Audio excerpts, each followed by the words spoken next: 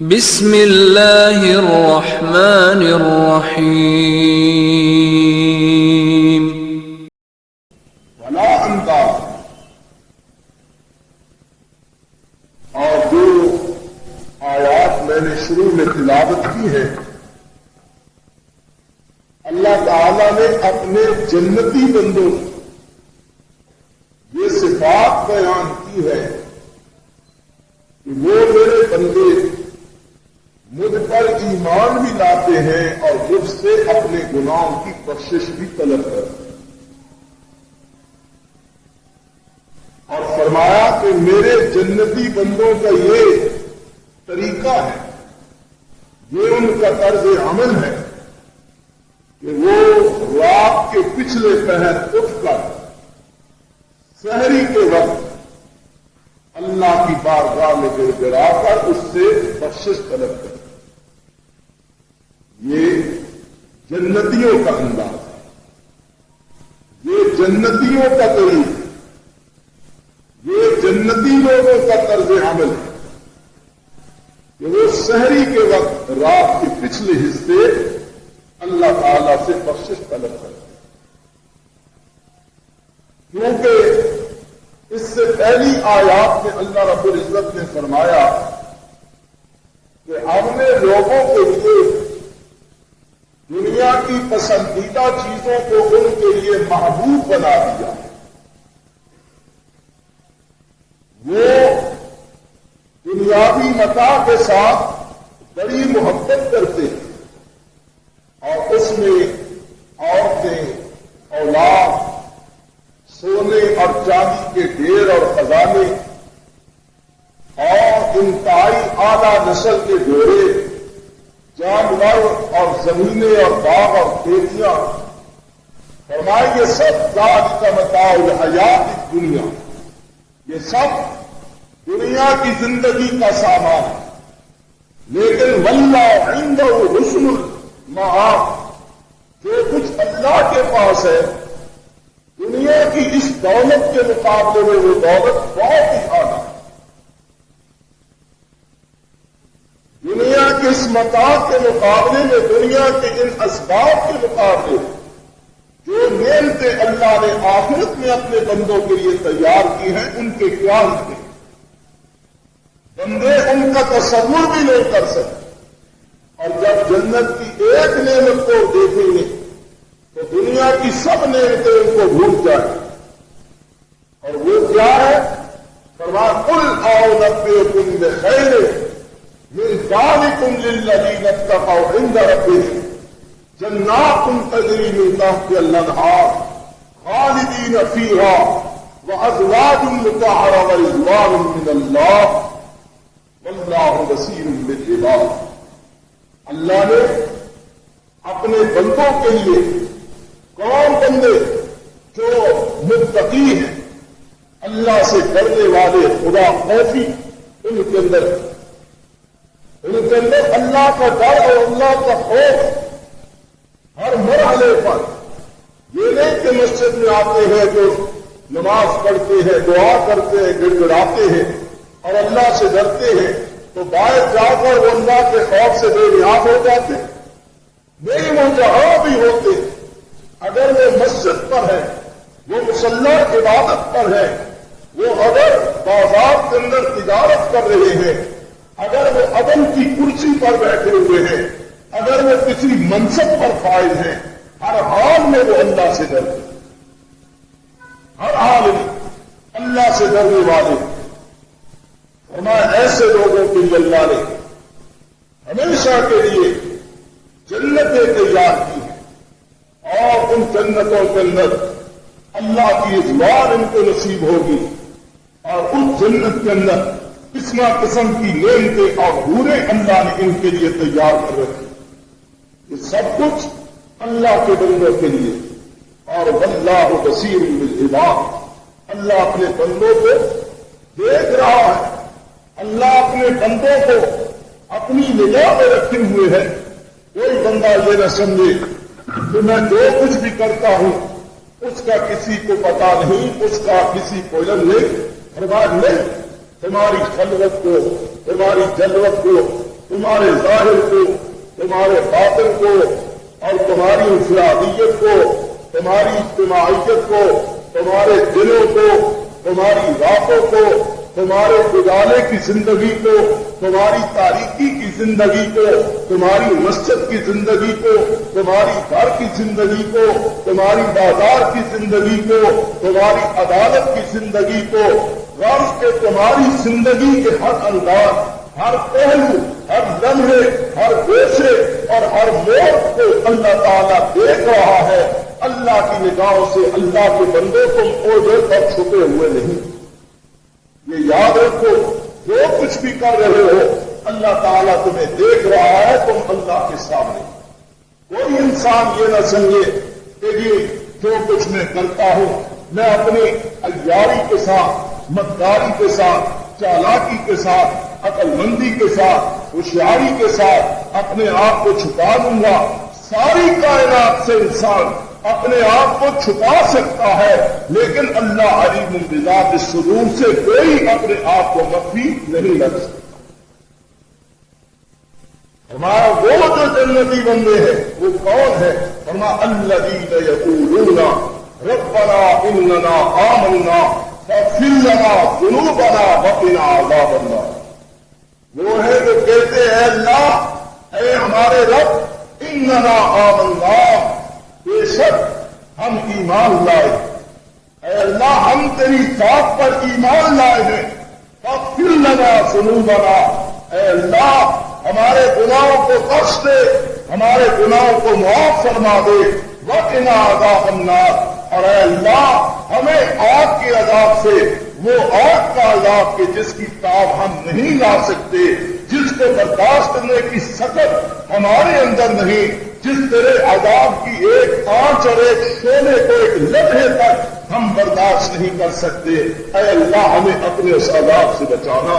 ہم بڑے کمزور ہیں، بڑے عاجز ہیں، بڑے ناتماں ہیں، ہم میں یہ ہمت اور حوصلہ نہیں ہے کہ ہم تیرے عذاب کو برداشت کر سکیں، اے اللہ ہمیں اپنی رحمت سے اپنے عذاب سے بچانا۔ فرمایا یہ جنتی لوگوں کا شیوا اور ان کی یہ دعا۔ فرمایا وہ ان لوگوں کی اور صفات کیا ہے؟ الصابرین والصادقین والقانتین والمنفقین والمستغفرین بالاسحار۔ فرمایا وہ سچے لوگ ہر حال میں سچائی کو، ہر حال میں صداقت کو، ہر حال کے اندر سچ کو وہ پیش نگاہ رکھتے ہیں، اور کبھی بھی وہ جھوٹ نہیں بولتے، جھوٹ ان کی زندگی میں داخل نہیں ہوتا، وہ سچے سچائی کے ترجمان اور سچائی کے علمبردار ہوتے ہیں۔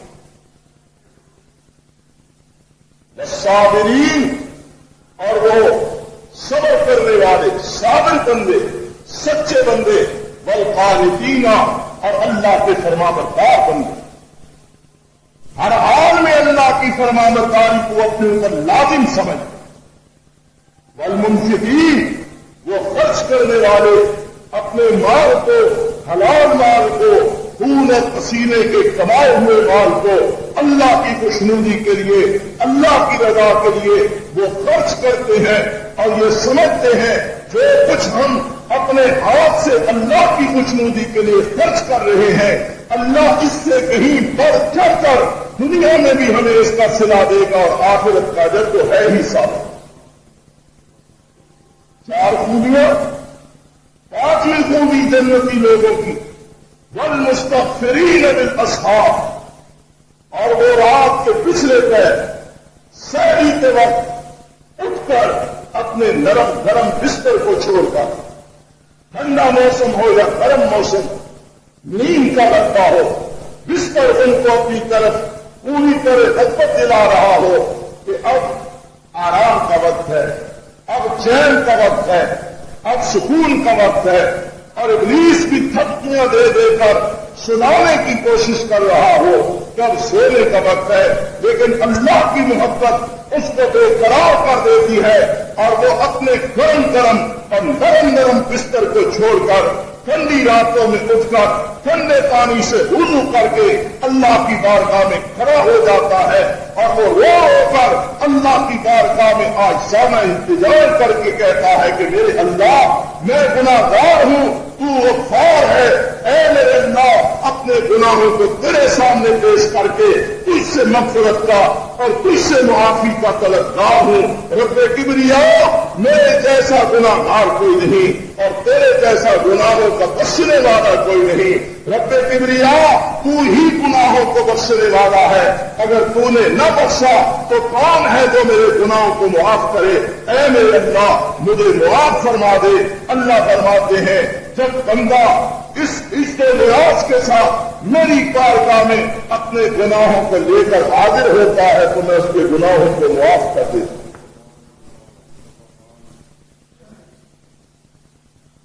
اور یہ انداز، یہ وقت جو ہم نے سو کر اور کھو کر ضائع کیا، سو کر اور کھو کر اس وقت کو ہم نے ضائع کیا۔ یہ وقت اللہ کی قربت کا وقت ہے، یہ وقت بڑا قیمتی وقت۔ ہماری بدنصیبی کی انتہا ہم میں سے اچھے بنے لوگ جن کو فجر کی نماز جماعت سے نصیب نہیں ہوتی، فجر کی نماز ان کو نصیب نہیں ہوتی، دن چڑھے سورج چڑھے اٹھتے ہیں، دل کیا تو ٹکرے مار لی، نہ کیا تو نہ پڑی، اللہ نہ ہے۔ لیکن بھائی یاد رکھے فجر کی نماز، اللہ اکبر، اللہ کے رسول نے فرمایا فجر کی اور عصر کی نماز یہ دو نمازیں ایسی ہے جو منافق پر بھاری ہوتی ہے، لیکن مومن کے لیے دونوں نمازوں کے اندر بڑا سرور اور بڑا سکون ہوتا ہے۔ فجر کی کا وقت نیند کا وقت ہوتا ہے اور عصر کا وقت کاروبار کی مشغولیت کا وقت ہوتا ہے۔ فرمایا کہ دونوں نمازیں منافق پر بھاری ہے، لیکن ایمان دار دن دونوں نمازوں کے اندر بڑا سرور اور بڑا سکون ملتا ہے۔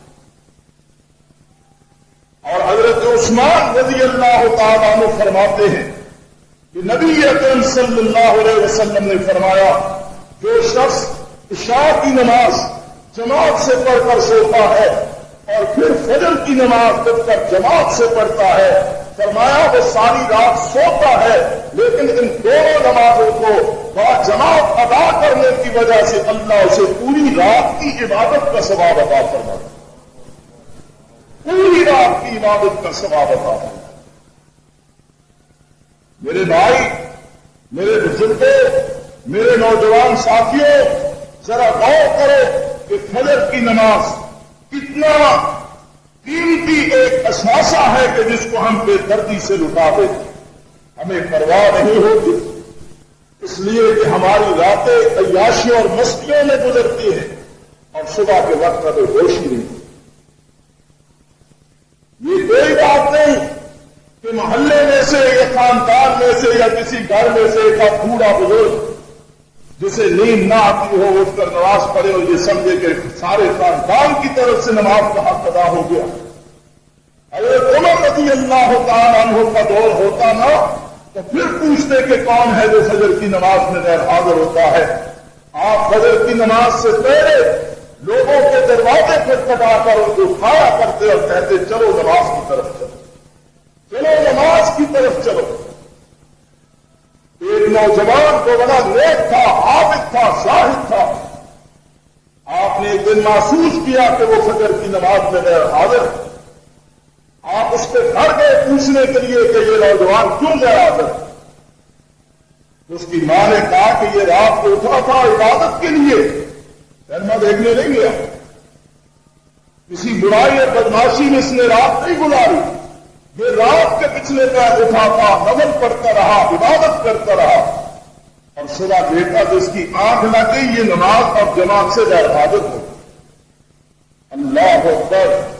حضرت عمر رضی اللہ عنہ نے اسے فرمایا کہ تیرے وہ نفل کسی کام پہ نہیں جو تجھے فجر کی نماز سے حاصل کر۔ آپ نے فرمایا آئندہ ایسے نہ کرنا، اگر فجر کی نماز میں حاضر ہو سکو تو نفل ادا۔ بعض لوگ کہتے ہیں ہم دور رہتے ہیں۔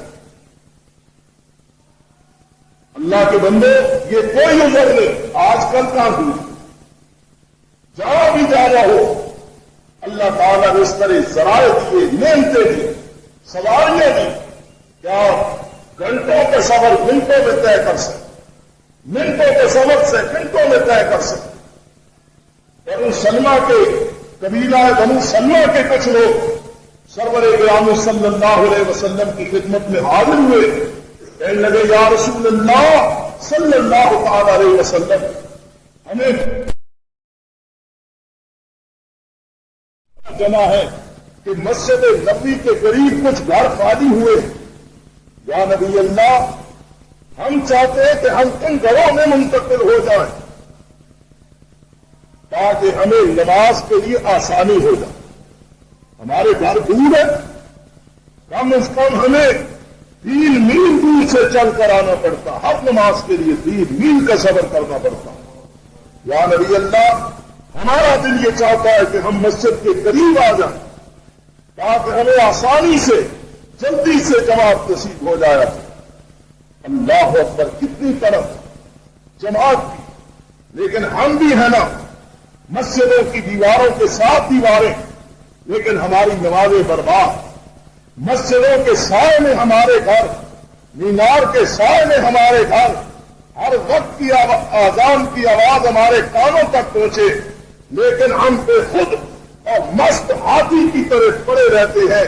اس لیے کہ اللہ نے ہمیں کھانے کو دیا، پہننے کو دیا، اللہ نے ہمیں نعمتیں عطا فرمائی، ہم گانے سنتے ہیں، ہم ویسیات دیکھتے ہیں، ہم ٹیلی ویژن دیکھتے ہیں، ہم ناول پڑھتے ہیں، ہم چوڑا کھیلتے ہیں اور جناب قسم کی خرافات میں مبتلا ہوتے ہیں، لیکن ہمیں نماز کی ہوش نہیں ہے، اس لیے کہ اللہ کی ذات پر ہمارا ایمان کمزور ہو چکا ہے۔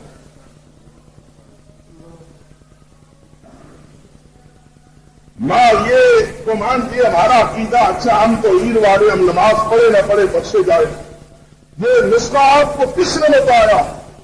اللہ کے رسول نے فرمایا قیامت کے دن سب سے پہلے نماز کا حساب ہوگا، سب سے پہلے جو نماز کے ساتھ میں پاس ہو گیا وہ پاس کر دیا جائے گا، جو نماز کے ساتھ میں ناکام ہو گیا وہ ہمیشہ کے لیے ناکام کر دیا جائے گا۔ فرمایا نماز ہی ہے کہ جس سے مومن اور منافق کی پہچان ہوتی ہے، نماز ہی ہے جس سے مواحد اور مشرک کی پہچان ہوتی ہے، نماز ہی ہے جس سے مسلمان اور کافر کی پہچان ہوتی ہے۔ جس نے نماز کو چھوڑا فقد کفر، وہ کافر ہو گیا۔ ومن ترک الصلاۃ، جس نے نماز کو چھوڑا فقد اشرک جہارا، اس نے کھلا شرک کیا، جو نماز کا تارک ہے اللہ کے رسول اسے مشرک فرماتے ہیں۔ اور قرآن بھی کہتا ہے سورہ روم کے اندر اقیموا الصلاۃ ولا تکونوا من المشرکین، نماز قائم کرو اور مشرکوں میں سے نہ ہو جاؤ۔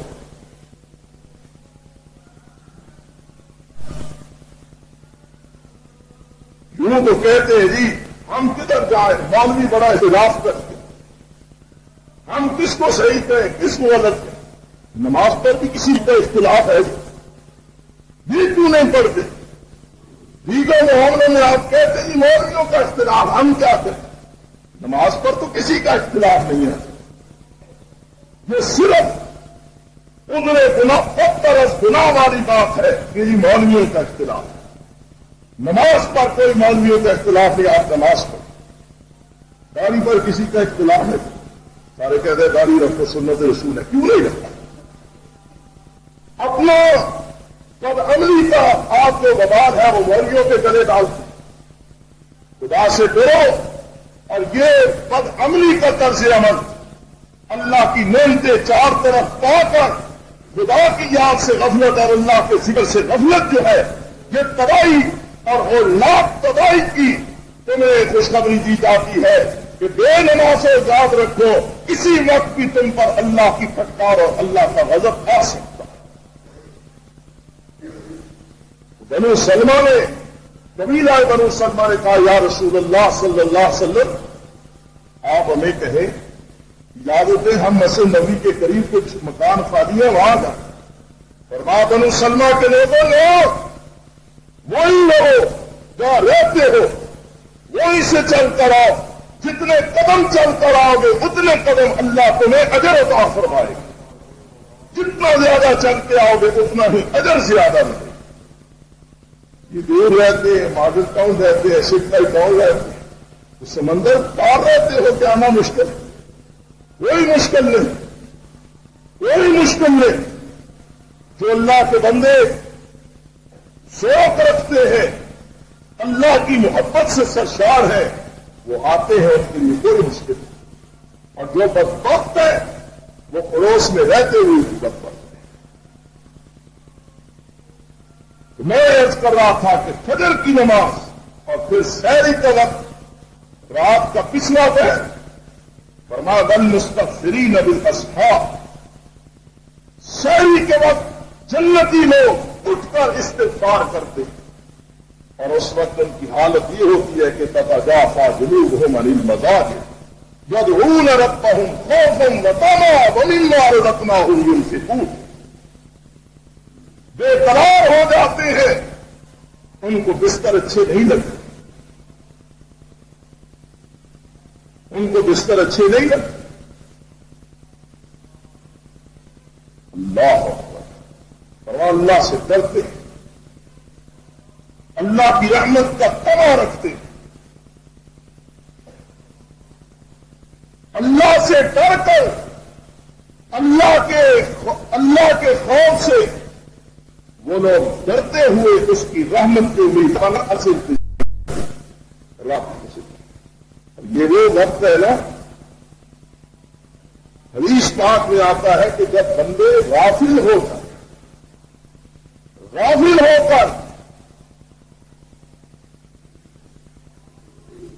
سو جاتے ہیں، ایسے سوئے کہ ہوش ہی نہیں. جو ہی رات کا پچھلا پہر ہوتا، اللہ کریم آسمان دنیا پہ جلوہ افروز ہوتا اور غافل بندوں کو آواز دیتا.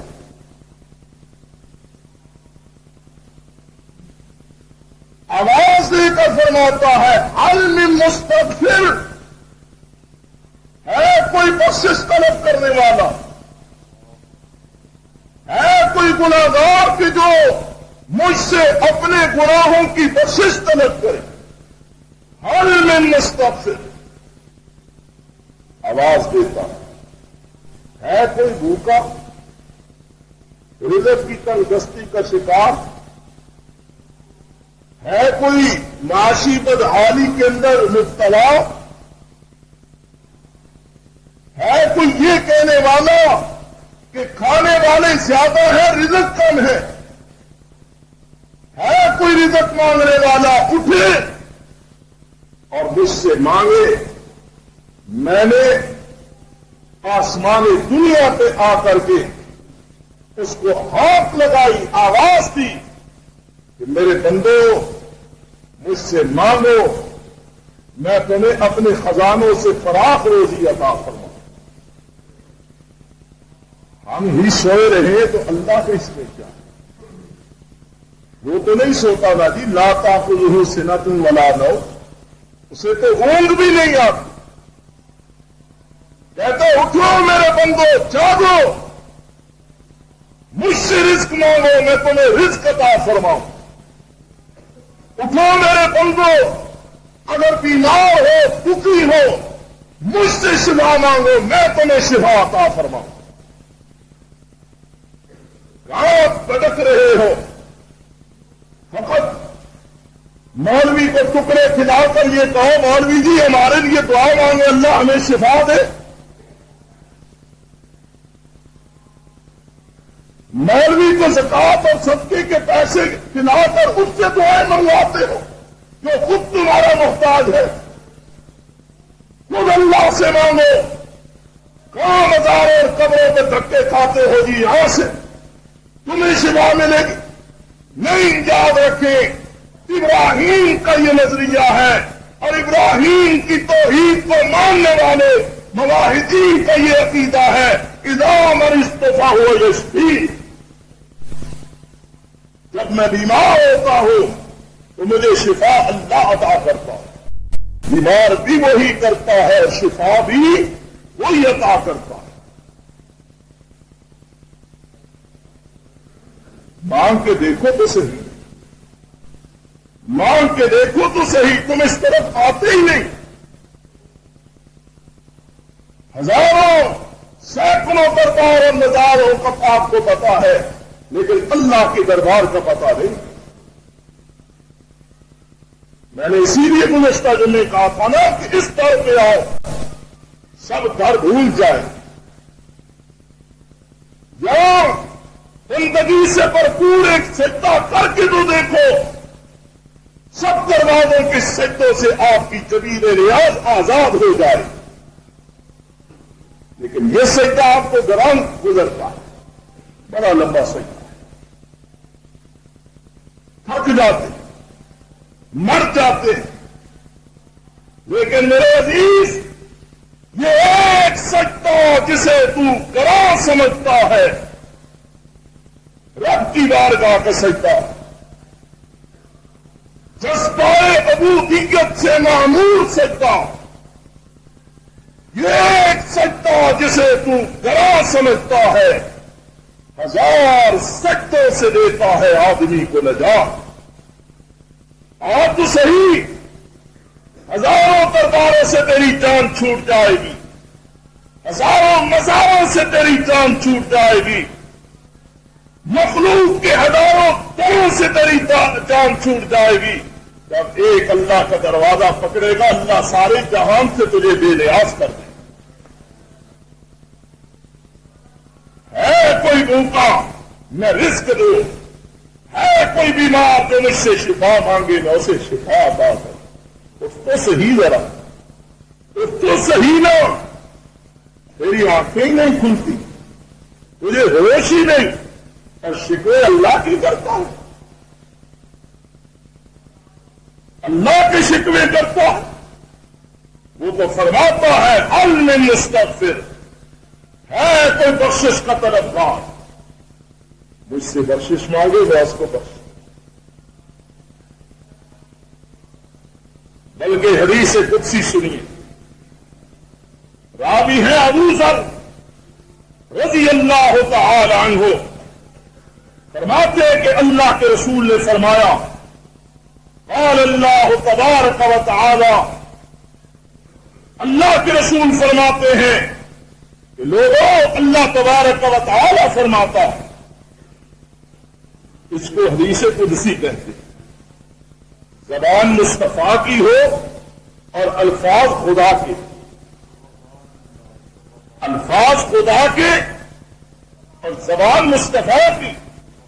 ایک حدیث وہ ہے جس کے اندر الفاظ مصطفیٰ کے ہو اور زبان صحابہ کی ہو، اور ایک حدیث وہ ہے جس کے اندر راوی صحابی ہو، زبان مصطفیٰ کی ہو اور الفاظ خدا کی ہو۔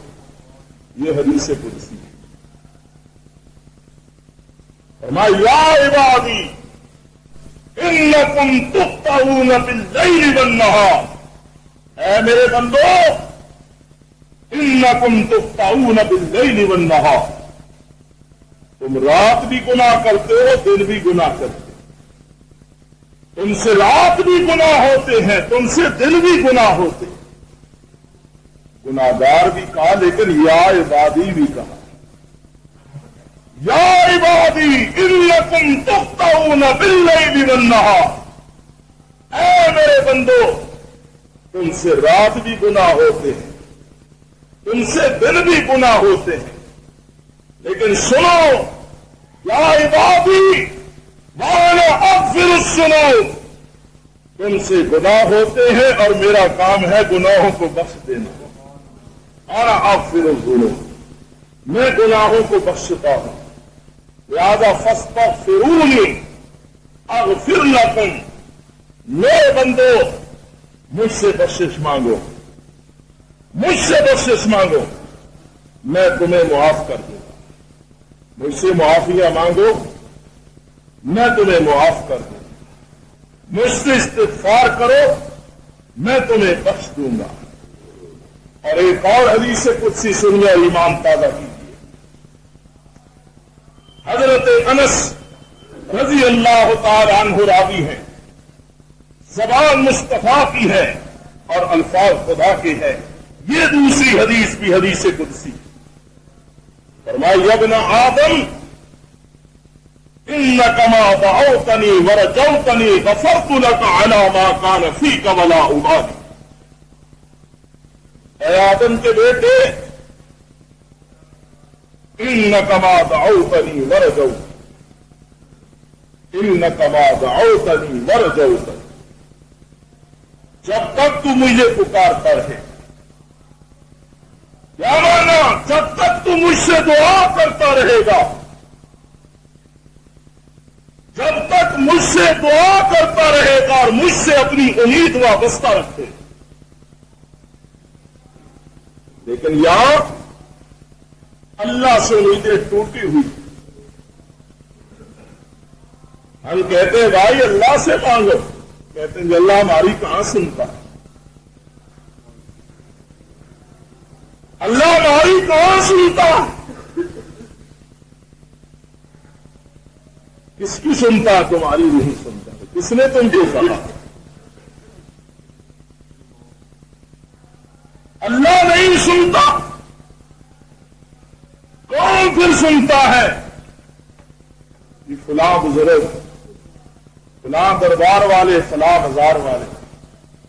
قرآن کہتا ہے وہ نہیں سنتے. تم قیامت تک انہیں پکارتے رہو، وہ نہیں سن سکتے. جو سنتا ہے اس کو کہتے ہیں نہیں سنتا، اور جو نہیں سنتے اس کے بارے میں کہتے ہیں وہ سنتے.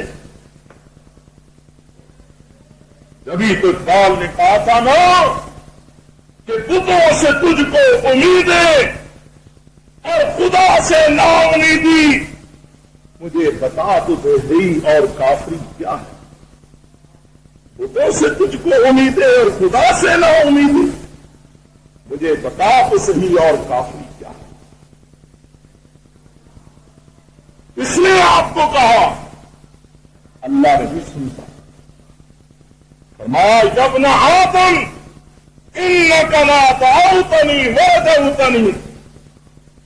آدم کے بیٹے جب تک تو مجھے پکارتا رہے گا، جب تک مجھ سے دعائیں کرتا رہے گا، ورجوتنی، اور جب تک مجھ سے اپنی امیدیں وابستہ رکھے گا، غفرت لک علی ما کان فیک ولا ابالی.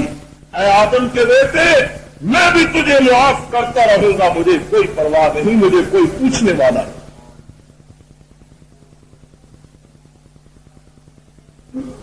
یہی پر اکتفا نہیں بلکہ فرمایا جب نہ آدم لو بلغت ذنوبک عنان السماء ثم استغفرتنی غفرت لک ولا ابالی. اے آدم کے بیٹے تو اتنا گناہگار ہے کہ اگر تیرے گناہ زمین سے لے کے آسمان کی بلندیوں تک پہنچ جاتا، اتنا تو گناہگار ہے کہ تو اپنے گناہوں کا ڈھیر لگا دے اور تیرے گناہ آسمان کی بلندیوں تک پہنچ جائے. اتنے زیادہ گناہ. ثم استغفرتنی، پھر تو مجھ سے استغفار کرے تو غفرت لک ولا ابالی، میں تجھے معاف کر دوں گا، مجھے کوئی پرواہ نہیں.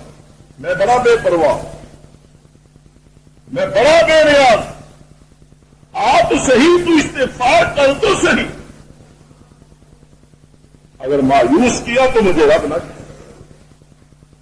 تو استغفار کر کے دیکھ تو صحیح. میں بخش دوں گا، تجھے معاف کر دوں گا، بڑا ابالی، مجھے کوئی پوچھنے والا نہیں. اللہ تو نے اس کو کیوں معاف کیا، مجھے کوئی پرواہ نہیں. یہ پر اتفاق نہیں بلکہ تیسری آواز آتی ہے جب نہ آدم لو لقیتنی بقراب الارض خطایا. اے آدم کے بیٹے تو مجھے اس حال میں ملے کہ تیرے پاس پوری زمین گناہوں کی بھری ہوئی، پوری زمین تیرے پاس گناہوں کی بھری ہوئی. کتنا گناہگار تھا، لیکن مجھے تو ملے، اور ملے کس طرح؟ ثم لا تشرک بی شیئا، میرے ساتھ کسی کو شریک نہ ٹھہرانا. شرط یہ ہے کہ کوئی مشرک نہ ہو, شرک نہ کرنے والا. اے آدم کے بیٹے, تو مشرک نہ ہو اور پوری زمین گناہوں کی بھر کر مجھے ملے گا تو نہ اتیتک بقرابھا مغفرہ, میں تجھے ملوں گا پوری زمین نیکیوں کی اور بخشش کی بھر کر تجھے عطا کروں. لیکن شرک نہیں ہونا چاہیے, مشرک کے لیے بخشش نہیں. وہاں میرے پاس پوری زمین گناہوں کی بھر کے لے گیا, میں پوری زمین تجھے بخشش کی بھر کر دوں. میرے خزانے میں کوئی کمی نہیں, بلا ابالی, مجھے کوئی پوچھنے والا نہیں, مجھے کوئی پرواہ نہیں. آپ صحیح یہ بھی دور دور رہتا اور یہ ہی کسی کے کہنے پر وہ میری ذات سے لا تعلقی اختیار کیے ہوئے ہیں. جہاں تو جاتا ہے وہاں سے تجھے کچھ نہیں ملے گا. اور یہ در میرا در ایسا در ہے کہ جو یہاں آتا ہے وہ خالی نہیں جاتا.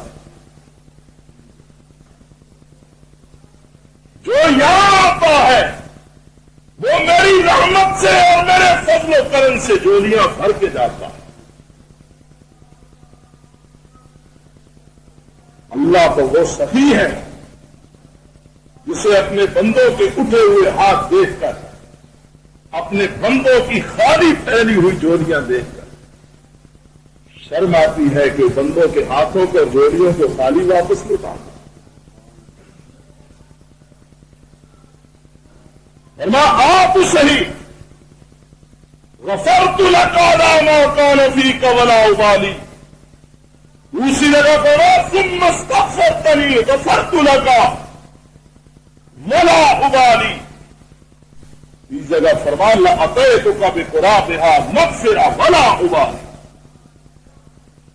ایسے ہی میں اپنی مغفرت کی موسلادھار بارش برسا کر تجھے اپنی مغفرت سے نہلا کر پاک کر دوں گا, صاف کر دوں گا. آگے سے ہی میرے پاس آپ صحیح بنے. لوگوں یاد رکھو, شرک کو اسی لیے بڑا گناہ کہا گیا کہ شرک بندے کا تعلق اللہ سے توڑ دیتا ہے, اور جو اللہ سے ٹوٹ گیا وہ دنیا میں بھی رسوا ہوا اور آخرت میں بھی مارا.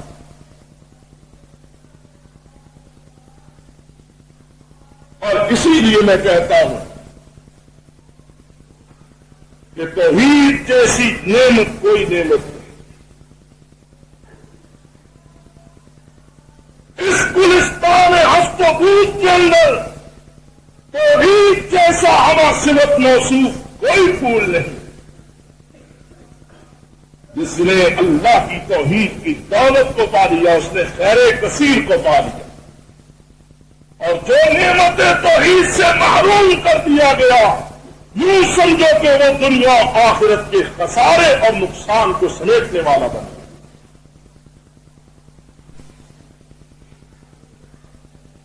اور جب اللہ کی ذات پر ایمان, اس کی ذات سے تعلق ہوگا, پھر بندہ اپنے اس تعلق کو برقرار رکھے. کبھی اسے اندیشہ ہوا کہ میرے کسی طرز عمل سے میرا مالک ناراض ہے, وہ پھر اس کو منانے کی کوشش کرتا ہے. اور ایسا انسان ہی خوش قسمت انسان ہے. سرور کائنات صلی اللہ علیہ وسلم نے فرمایا, طوبی لمن وجد فی صحیفتہ استغفارا کثیرا. طوبی, مبارک ہے وہ آدمی, مبارک ہے اس آدمی, خوش قسمت ہے وہ انسان, سعادت مند ہے وہ مرد مومن کہ جس کے نامہ اعمال میں استغفار کثرت کے ساتھ ہو.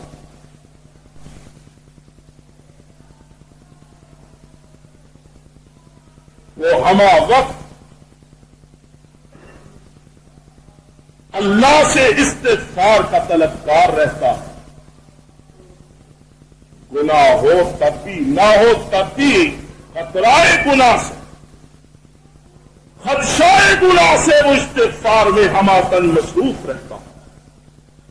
اور جس آدمی نے کثرت کے ساتھ استغفار کی اللہ سے بخشش مانگی طوبى لمن وجد في صحيفته استغفارا كثيرا. بڑا مبارک ہے وہ آدمی قیامت کے دن جب اس کا نامہ اعمال کھلے گا نا اللہ کی بارگاہ میں تو سب سے زیادہ جو چیز ہوگی وہ استغفار ہوگی. وہ استغفار. اور پتہ ہے جب بندہ دنیا میں نا زبان سے کہتا ہے سبحان اللہ الحمدللہ اللہ اکبر استغفر اللہ یہ کلمات کہتا ہے نا ایک ایک کلمے کے بدلے اللہ اس کے لیے جنت کے اندر ایک درخت لگا دیتے.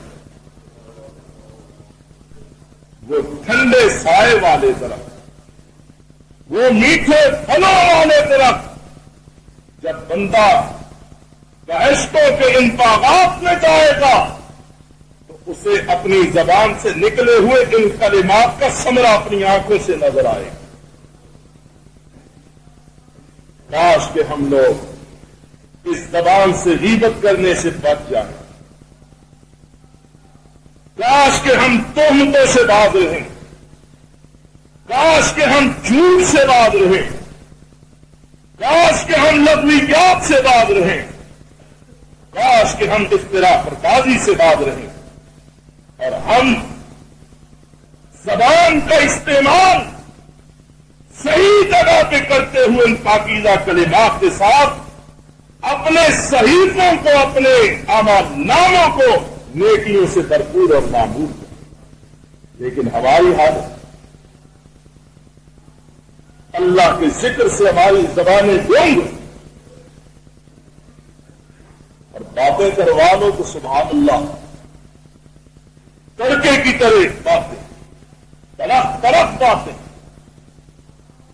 اور کہو کہ میاں جی یہ دعا یاد کر لو, کہتے زبان موتی ہے میری زبان پہ لغت چڑھ گئی جان چھوٹ گئی. گالیاں سنو, حجتیں اور تذکرے اور مذاق اور استہزاء اور طنز سنو, غیبت سنو, جھوٹ سنو, بکواس سنو, بےہودگی سنو. اس وقت اس کی زبان بڑی پتلی ہوتی ہے اور خوب چلتی. لیکن بھائی صاحب قرآن پڑھو, نماز پڑھو, یہ دعا یاد کر لو, یہ پاکیزہ کلمے اپنی زبان سے ادا کی. کیا کریں میری زبان ہوتی ہے بس ہم آمین کہنے والے. اللہ اکبر. امام کائنات کی پاکیزہ دعا. اللہ کے رسول فرماتے اللہم اجعلنی من الذین اذا احسنوا استبشروا واذا اساءوا فاستغفروا. اے میرے اللہ مجھے بنا دے ان لوگوں سے کہ جو نیکی کر کے خوش ہوتے. واہ میرے آقا, میری تسنیم کوثر میں دھلی ہوئی پاکیزہ زبان ساری دنیا کے خزانے سرور کائنات صلی اللہ علیہ وسلم کی زبان مبارک سے نکلے ہوئے ایک لفظ کا مقابلہ نہیں کر سکتے. میرے آقا کی پاک زبان سے پاک لفظ اتنے قیمتی ہیں کہ جن کی قیمت دنیا کے خزانوں سے نہیں پوری کی جا سکتی.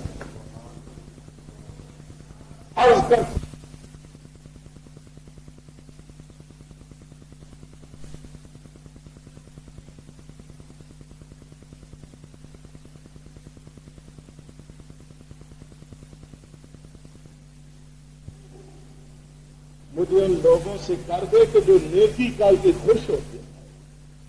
نیکی کر کے خوش ہوتے،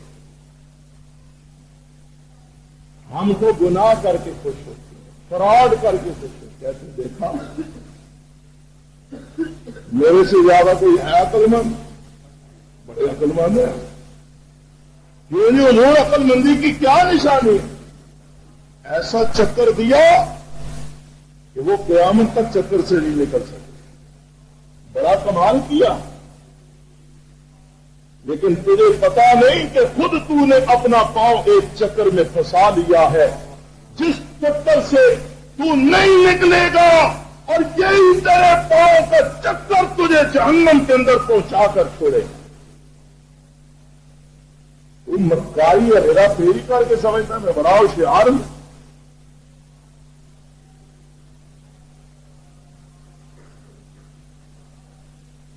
یقین جانیے ہمارے ایمانوں کی مرتقی کی یہ کیفیت کہ ہم نیکی کر کے قطعاً خوش نہیں ہوتے، بلکہ برائی کر کے ہمیں خوشی ہوتی.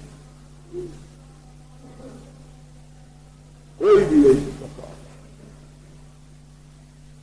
مرجائے ہوئے انداز سے اس نیکی کو بجانا، اس نیکی کے بعد ہمارا انداز، ہماری طبیعت مرجائی ہوئی ہوئی. اللہ ماشاء اللہ، اللہ ماشاء اللہ. شاید ہی کوئی اللہ کا بندہ کہ جیسے نیکی کے بعد خوشی ہوتی.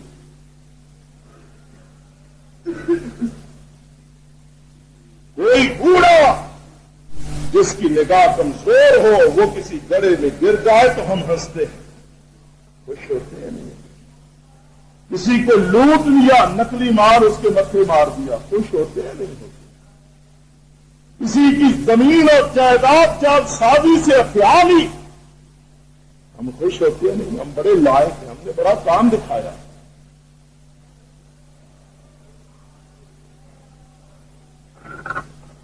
چھوٹا سکہ چلا لے ہم بڑے خوش ہوتے ہیں.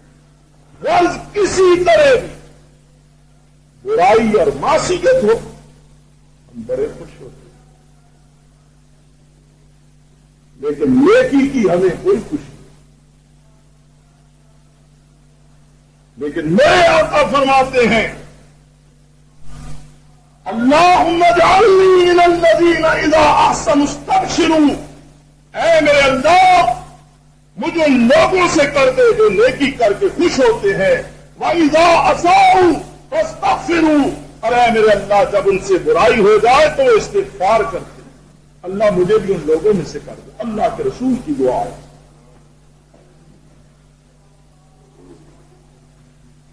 اللہ کے رسول سراپا صالحیت، سراپا نیکی، رسول کی ذات سے برائی، گناہ اور خطا کا تصور بھی کوئی ایماندار نہیں کر سکتا.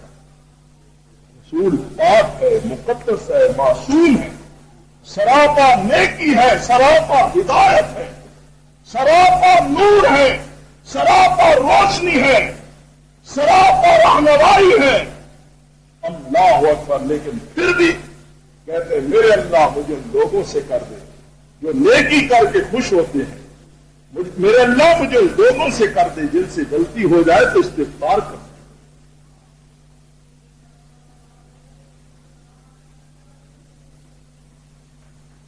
اور اسی لیے میں نے گزشتہ جو میں آخر میں عرض کر رہا تھا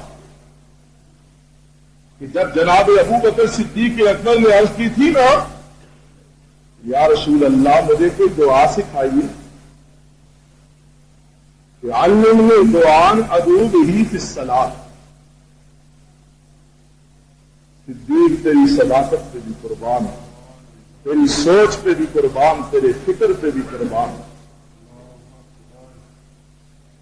اور وہ ابو بکر دعائیں پوچھ رہے ہیں، دعائیں سیکھ رہے ہیں معلم کائنات سے.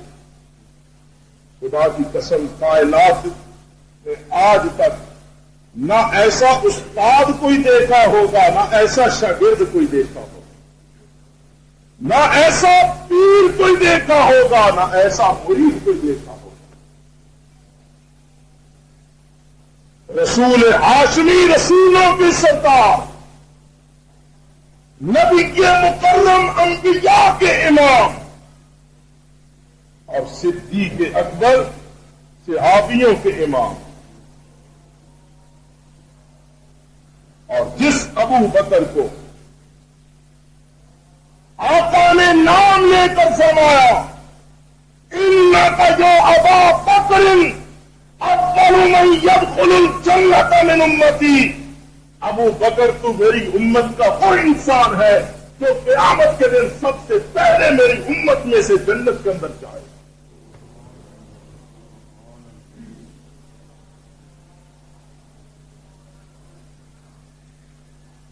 آج بات بیچ میں ہی رہ جائے گی، اگلے جمعے انشاءاللہ پورا خطبہ جناب صدیق اکبر کے مناقب اور فضائل پر ہو انشاءاللہ. یہ صدیق اکبر حاضر ہوتے ہیں، عرض کرتے علمنی دعاء ادعو بہ فی الصلاۃ، میرے آقا مجھے کوئی دعا سکھائیں تو میں اپنی نماز کے اندر پڑھا کروں. نماز ہے ہی دعا، نماز سراپا دعا ہے یا نہیں؟ جن کو آتی ہے وہ سمجھتے ہیں. بندہ شروع ہی ہوتا ہے نا تو دعا سے بات شروع کرتا ہے. کیا کہتا ہے؟ اللہم باعد بینی و بین خطایایا کما بعدت بین المشرق والمغرب. کرتے ہیں نا یہ دعا، اے اللہ باعد بینی و بین خطایایا، اللہ میرے اور میرے گناہوں میں دوری فرما دے. اللہ مجھ سے میرے گناہ اتنے دور کر دے کہ جتنی مشرق اور مغرب میں دوری. دعا سے ہی بات شروع ہوئی ہے نبی. اور فاتحہ بھی پڑھتے ہیں، بولتے نہیں، پڑھتے ہیں یا نہیں پڑھتے؟ فاتحہ اس لیے کہ شاید میں نے کسی مولوی کا واضح سنا ہو تو کہتا ہوں کہ جو پڑھے گا اس کے منہ میں انگارے پڑے. کہتے ہیں ماں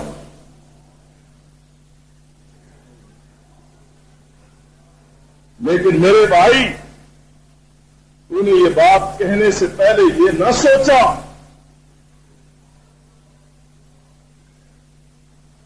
یہ انگارے تو سب سے پہلے کس کے منہ میں ڈال رہا؟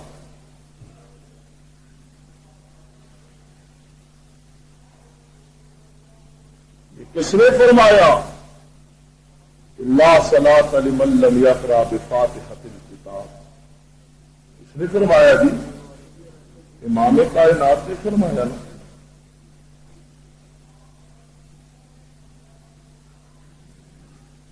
کس نے ابو ہریرہ کو فرمایا کہ ابو ہریرہ جاؤ مدینے کی گلیوں میں پھر کر اعلان کر دو کہ لوگوں ابو ہریرہ منادی کرتا ہے، سرور کائنات کے حجم سے منادی کرتا ہے، اس شخص کی نماز نہیں ہوتی کہ جو اپنی نماز میں سورہ فاتحہ نہیں پڑھتا.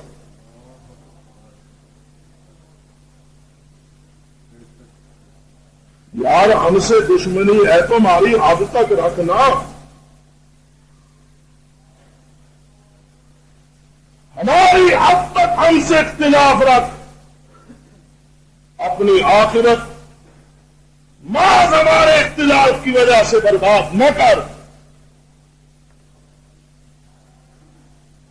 اور جو فاتحہ پڑھتا ہے وہ اسے پتا ہے کہ وہ دعا کر رہا ہے. کیا دعا؟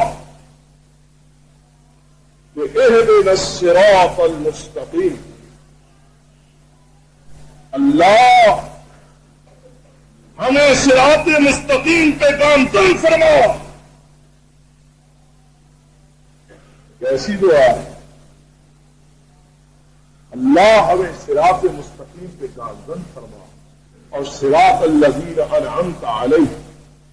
اللہ انہی لوگوں کے راستے پہ ہم چلا کہ ہم سے پہلے جو نیک لوگ تیرے نام یافتہ لوگ جس سیدھے راستے پہ چلے، نبی چلے، شہید چلے، صدیق چلے، صالحین چلے، اللہ ہمیں بھی انہی کے راستے پہ سیدھے راستے پہ چلا.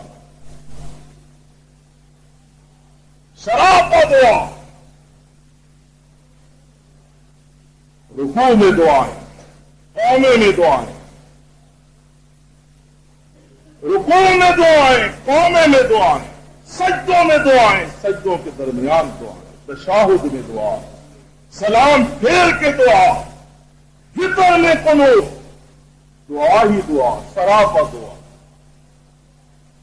مانگنا نہیں تو آنے کا کیا مانا؟ آئی تو اس کے در پہ مانگنے کے لیے ہے نا، فقیر بن کے۔ اے حقیقی داتا، اے سب سخیوں کو اپنے خزانے سے دینے والے حقیقی سخی، ہم بھی سفیر بن کر تیرے در پہ حاضر ہوئے۔ اللہ ہماری جھولیوں کو بھی اپنی جود و کرم سے وہ بھی عطا فرما کہ ہماری جھولیاں بھی عبدالآباد تک بھری رہیں۔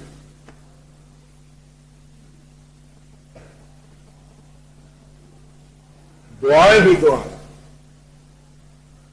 لیکن قربان جاؤں میرے رسول کے شاگردوں کا کیا ہی کہنا، پھر بھی کہتے علمنی دعا، آقا مجھے کوئی دعا سکھائے۔ ابو بکر اس لیے ادعو بہ فی الصلاۃ، میرے آقا میں اس دعا کو اپنی نماز میں پڑھا کر۔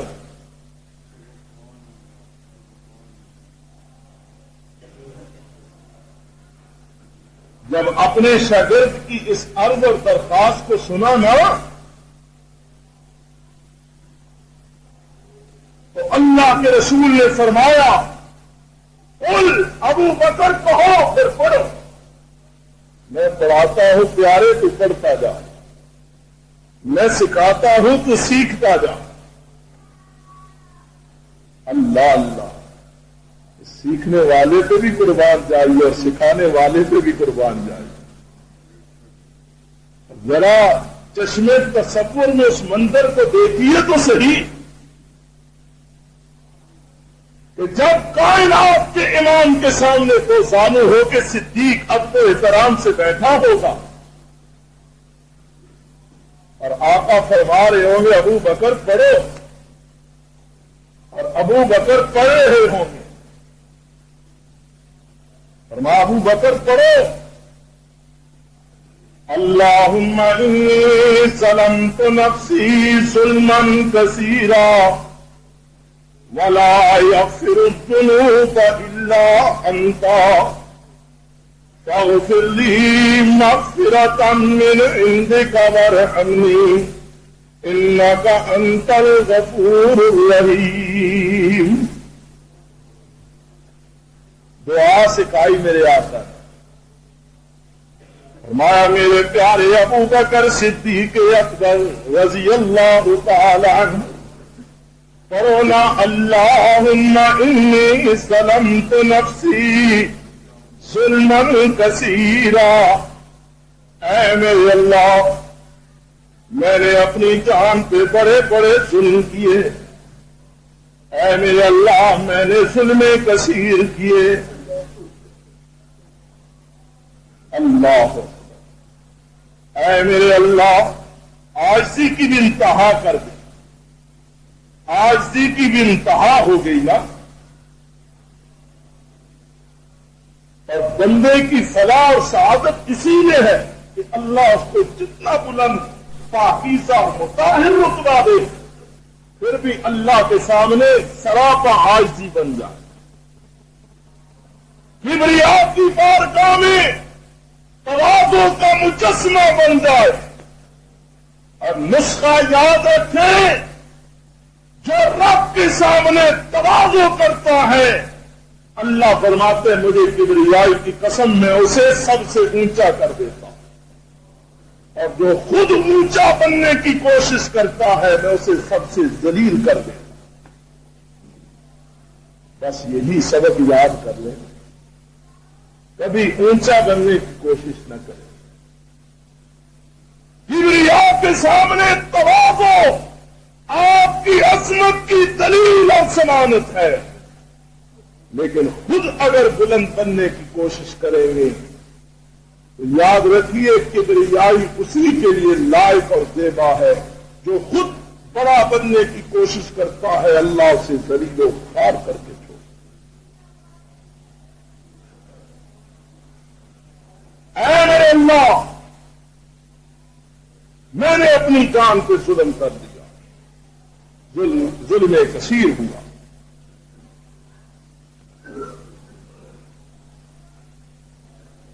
اللہ اکبر۔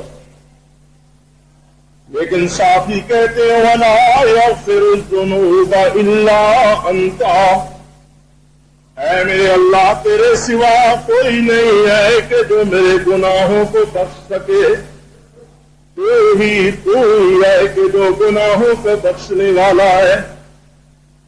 فاغفر لی، میرے اللہ مجھے بخش دے، میری مغفرت فرما دے۔ میرے اللہ ممکن ہے کہ میں اس مغفرت کا استحقاق نہ رکھتا ہوں، تو میرے اللہ مغفرۃ من عندک، اپنے خزانوں سے اپنی طرف سے ابو بکر پہ بخشش اتار دے، اس لیے کہ انک انت الغفور الرحیم۔ غفور الرحیم تو تو ہی ہے نا۔ یہ دعا جناب ابو بکر صدیق نے سیکھی، اور میں عرض کر چکا ہوں کہ ابو بکر کے مناقب اور فضائل 20 دفعہ نام لے کر جنتی ہونے کی خوشخبری، لیکن پھر بھی گناہ کے بغیر بھی اس طرح کی دعائیں۔ اور یاد رکھیں کہ جب بندہ گناہ کرتا ہے نا، اور گناہ کو گناہ سمجھے، احساس علم ہو، اور پھر وہ اللہ کی طرف رجوع کرتا ہے، اللہ اسے بخش دیتا ہے۔ لیکن جب بندہ گناہ کرتا چلا جائے اور احساس گناہ بھی مٹ جائے، احساس گناہ بھی ختم ہو جائے، اور وہ اللہ کی نافرمانی اور معصیت میں مستغرق ہو جائے، احساس گناہ مٹ گیا، اور گناہ کرنے کے بعد اس نے یوں سمجھا کہ جیسے کچھ ہوا ہی نہیں۔ اس طرح آج ہماری عادت، کیوں جی سمجھا ہوا ہم نے گناہ کو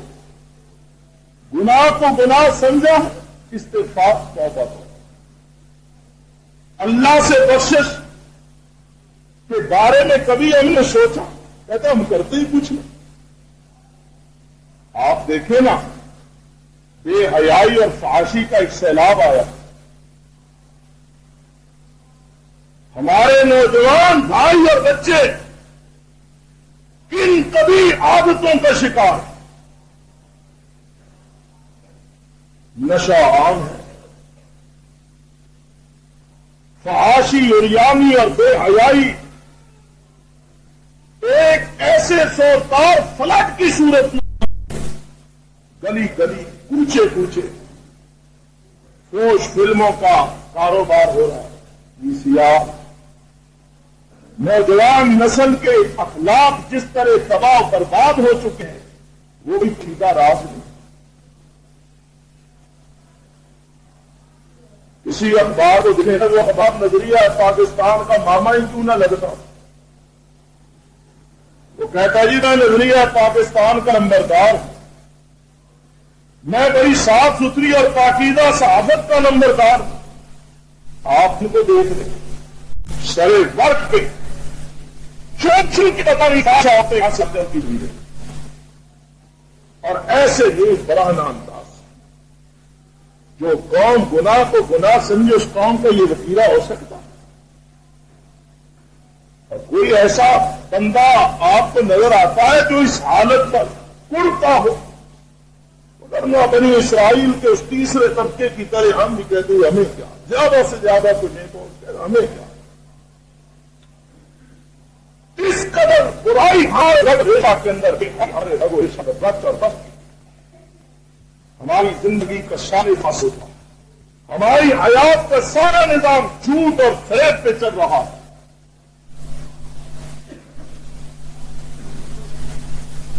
اور بات اب یہ ہے کہ ہمارا تنباہ داغ تنبا خدا خدا نے ہم والی بات ہے کس کس بات پر رونا رو؟ یہی وجہ ہے کہ ہم پر ذلتیں اور رسوائیاں اللہ نے مسلط کی ہوئی. ہم گناہ کو گناہ نہیں سمجھتے تو اللہ نے اپنے مختلف قسم کے عذاب ہم پر مسلط کیے. دنیا بھر کے اندر مسلمان ذلیل اور رسوا ہو گئے، لیکن کسی کے کان پر چون تک نہیں رینگتی، کوئی ٹس سے مس نہیں ہوتا. کہتے ہیں ہمیں مسجدوں کو مندر بنایا جا رہا. آج کی رپورٹ ہے، آج کی اخبار کی خبر کہ کشمیر میں ایک سال میں 3000 مسلمانوں کو شہید کیا گیا. بے شمار بچیوں کی عزتوں کو پامال کیا گیا، لیکن کوئی مسلمان اس صورت حال پر فکر مند ہے. اب جنہوں نے قوم کو جگانا تھا، قوم کو فکر مند کرنا تھا، وہ خود کہتے ہم کام کرتے تھک جاتے تھوڑی سی پی لیتے.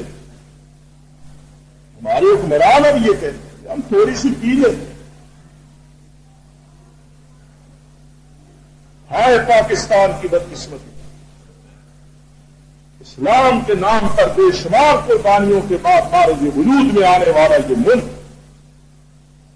اور 43-44 سال کا عرصہ بیت چکا، اب بھی ہم پر حکمران وہ مسلط ہے جو کہتے ہیں تھوڑی سی پیتے ہیں. میڈیکل کی ضرورت ہے، دوائی کے طور پہ پیتے ہیں، تھک جاتے ہیں. اور حکومت بھی ان کی ہے کہ جن کے اسلامی جمہوری اتحاد، اسلامی جمہوری اتحاد. چلو یار ایک تہائی اگر تم میں اسلام ہوتا نا نام کی مناسبت سے، ایک تہائی اسلام کیا ہے؟ اور جناب صفائیاں دیتے ہیں، کوئی پیر اٹھے ہیں صفائیاں دے دیتے، کوئی اسلام کے نام پر نامزد ہو کے پارلیمنٹ میں پہنچنے والے کہتے ہیں کہ جس کی جرأت انسانہ ہے. کمال ہے تمہاری جرأت. اب اس اسلامی حکومت میں اگر جرأت ہو نا تو اس جام ثابت کو کہ جس نے اپنے ہاتھ کے جام کو بلند کر کے پاکستان کے مسلمانوں کی غیرت کو للکارا، اس کو اور اس کی حمایت میں زبان تراش کرنے والوں کو سرعام درے لگائے. اسلام ہو تو تب اسلام تو وہ ہے جس اسلام کا داعی سرعام منبر پہ کہتا ہے کہ اے میری امت، تم سے پہلے قومیں اس لیے تباہ ہوئی کہ ان میں سے اگر کوئی چھوٹا آدمی جرم کرتا تھا تو اس پر حد لگتی، اسے سزا ملتی. اگر کوئی بڑا آدمی جرم کرتا تو اس کی رعایت کر کے اس کو چھوڑ دیا جاتا. لیکن میں محمد صلی اللہ علیہ وسلم وہ دین لے کر آیا ہوں کہ جس دین کے اندر نہ بڑے کی رعایت ہوگی نہ چھوٹے کی رعایت ہوگی.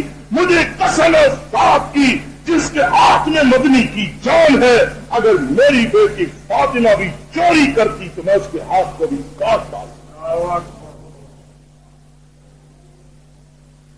خدا کی قسم فاطمہ الزہرا کے جوتوں کی خاک پر ان پرانے حکمرانوں کو قربان کر دیا جائے.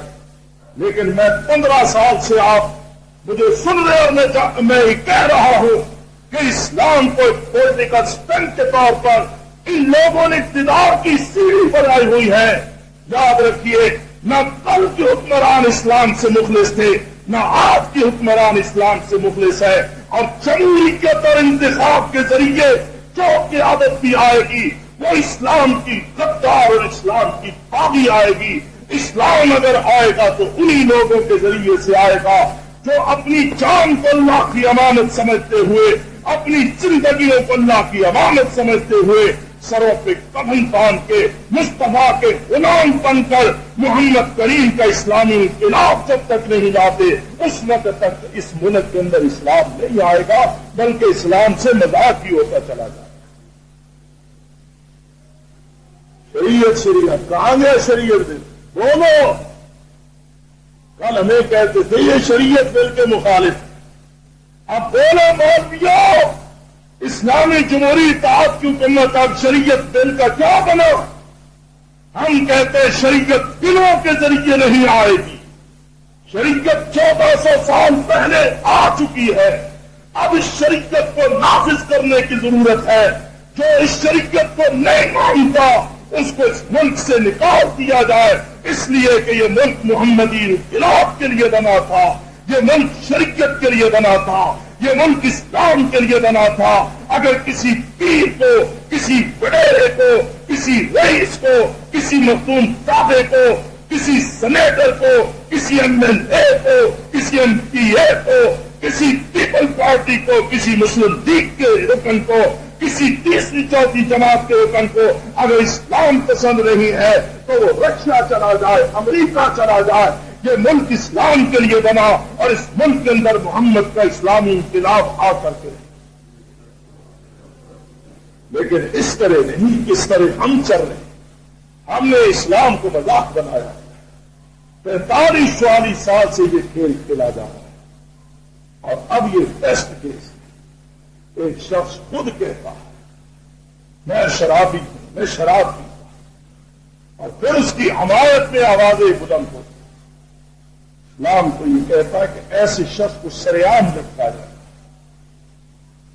اور پوچھتے ہیں جناب 11 سال سے اسلامائزیشن ہو رہی ہے، اس بدماش کے پاس شراب آتا کہاں سے؟ شراب آتا کہاں سے؟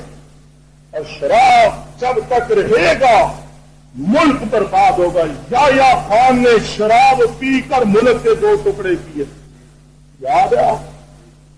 جب ڈھاکہ ڈوب رہا تھا شراب کے نشے میں اس کی آواز بھی ڈوب رہی تھی۔ کھیتوں میں لڑیں گے، کارخانوں میں لڑیں گے، سمندروں میں لڑیں گے، دیہاتوں میں لڑیں گے، یہاں تک کہ ڈھاکہ ڈوب گیا، 90,000 مسلمان قیدی بن گئے۔ تاریخ اسلام کا ناقابل فراموش تلسان رونما ہو چکا۔ وہ مستوں سے پتہ ہی نہیں تھا میں کیا کہہ رہا ہوں۔ شراب ام الخبائث ہے، شراب سب برائیوں کی جڑ ہے، شراب سب برائیوں اور خباثتوں کی ماں ہے۔ آقا نے فرمایا شراب پینے والے پر بھی لعنت، شراب پلانے والے پر بھی لعنت، شراب اٹھانے والے پر بھی لعنت، شراب خریدنے والے پر بھی لعنت، شراب بیچنے والے پر بھی لعنت، شراب نچوڑنے والے پر بھی لعنت۔ جو شراب پیتا ہے یا جس کے لیے شراب لائی جاتی ہے سب پر آقا نے لعنت فرمائی۔ جب حکمران ہی لعنتی ہوں گے تو قوم کا کیا بنے گا؟ ہم اللہ کے غضب کو دعوت دے رہے ہیں، اور یہ کر رہا تھا کہ ہم یہ سب کچھ دیکھتے ہوئے احساس ضیاء مٹ چکا ہے، اور ہم تو اب اس حال میں ہے کہ وائے ناکامی کے متاع کارواں جاتا رہا اور کارواں کے دل سے احساس ضیاء جاتا رہا۔ ہمارا تو احساس ضیاء بھی مٹ گیا۔